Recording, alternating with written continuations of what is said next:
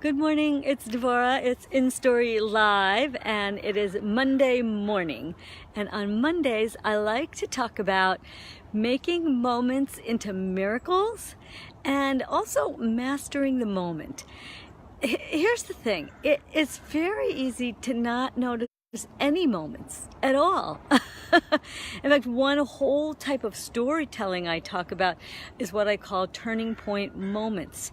And why is this so important? So take a minute. Hi, Sonia.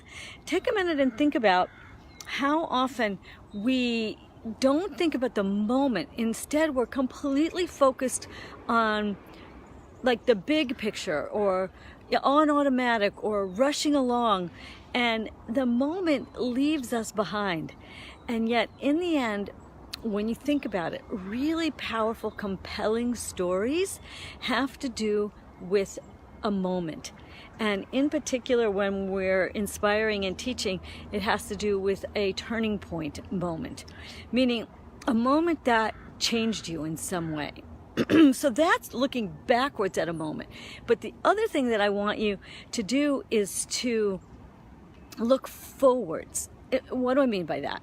That as you go through your day, one of the things I teach all the time is what I call pause, notice, and choose. And unless you pause, the moment is gone. There are no moments. There's only a blur. There's only all day, or hours, or oblivious, automatic. Now, how many times do we drive somewhere and go, oh, I meant to drive somewhere else? We're just not in the moment. So that is your challenge for today, is to pay attention to the moment. Can you master the moment? Like, can you make the moment into a miracle? Can you create small turning point moments? I call those everyday stories. Whenever I teach about storytelling, I teach about three kinds of stories. Stories from your past, turning point stories, and everyday stories. And one of the ways to find and create everyday stories is to pay attention to the moment. Because one of the things I teach all the time is also the power of metaphor. And often a moment of some small thing occurring, if you pay attention to it, that can become a story of a moment that becomes a metaphor for a bigger idea. And so I want you to just think about that today. How can you turn your moments into metaphors and miracles, and then master the moment? And sometimes mastering the moment means pausing, because, when in working with a client yesterday, she was describing just another person in a program she's in. She's in a live, class, going to classes kind of program, and there's somebody there who's got a lot of issues, a lot of difficulties, and it was making super hard for her. And I said, okay, first you have to pause. And in that pause, you become able to notice what's going on and make a different choice. If you're noticing some part of you that is very reactive, like just getting triggered, for example, that thing, then if you can catch yourself and pause, you become able to make a different choice. So I was with even a different client. She was talking about how she's gained really the strong power of what she called the observer. That part of yourself that is able to see the bigger picture. And I love that, like, who am I and who's myself, right? If I'm watching myself, who am I and who's myself? But that idea of the observer is very powerful. Very, very powerful. And for her, having come out of an abusive marriage and so forth, that observer is actually what makes you safe, because in any given moment, you become able to see and choose and say, and you're not a victim. It's amazing. Really think about this. If you can pause in any given moment and notice that moment from a higher perspective, from outside of the moment, you become incredibly powerful to make a new choice, to say what you think, to feel that you're bigger than the moment. So I want you to really take this to a deeper place. I told you Hector was here helping me. Here he is. I don't know if you can see him, but he's out here with my kitten, who we put on a leash because he's still too little to go out by himself. There he is. Hi, Hector. Making a moment, right? Not, taking your life. Facebook Live is a great place to open up a little bit of a window into your life and share that with somebody.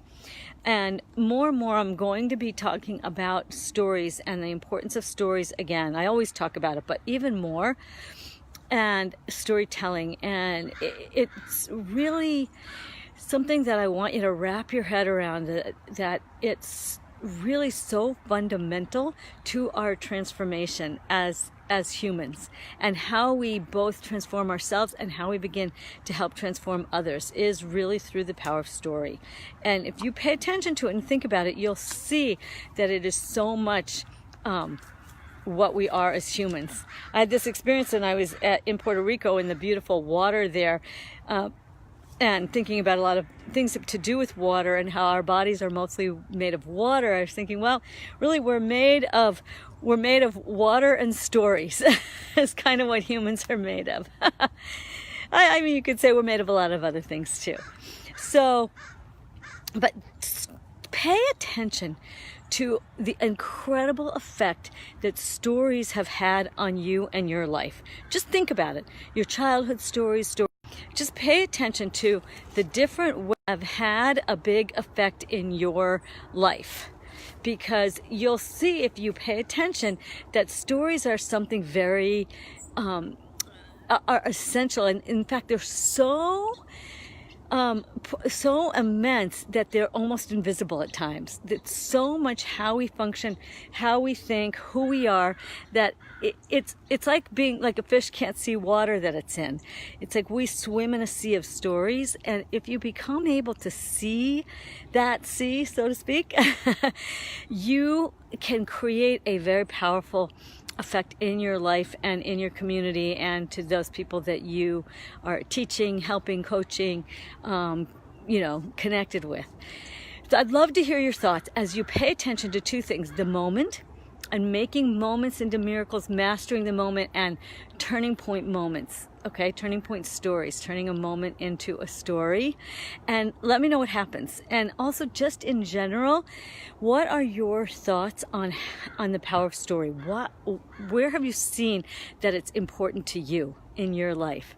And I'm asking this because I'm going to be bringing this forward in kind of a new and powerful way for this year when we launch the Path to Purpose project, which will be in early February.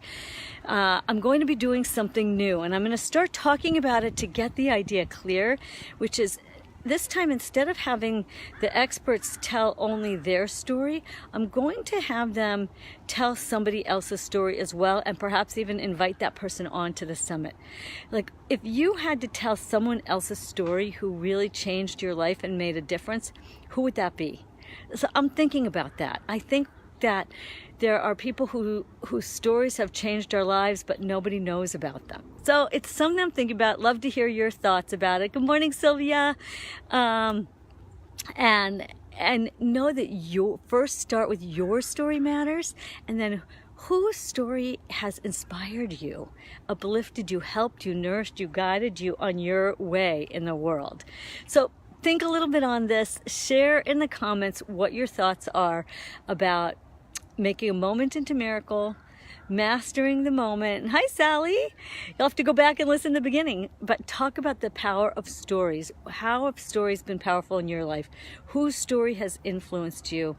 And just pay attention to the sea of stories in which we swim and begin to notice it, right? Pause, notice, and choose. Make moments into miracles, mastering the moment, and telling stories. So share in the comments. Let me know what you're thinking. Let me know your ideas about stories and storytelling.